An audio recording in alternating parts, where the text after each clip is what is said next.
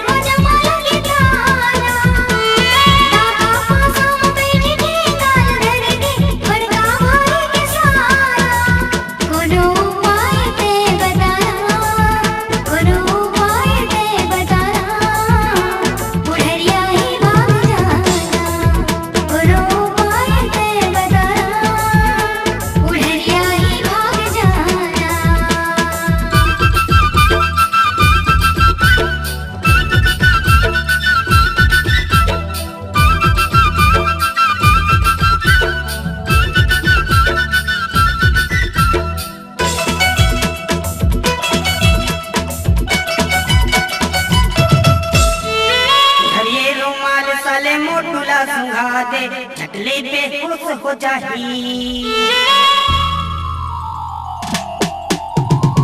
सले निकाल चाबी तारा खोल ले, आगे के रास्ता मिल जाही।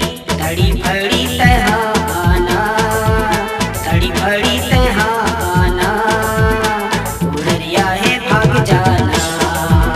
धड़ी फड़ी तहाना, बुढ़िया है भाग जाना।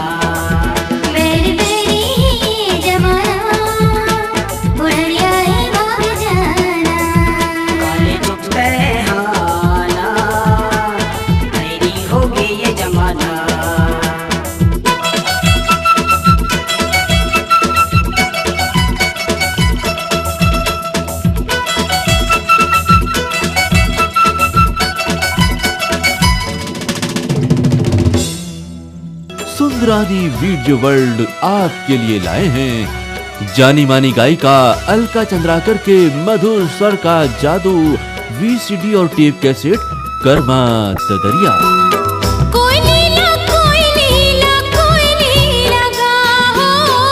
कर्मा ददरिया उपलब्ध है आपके नजदीक की दुकान पर।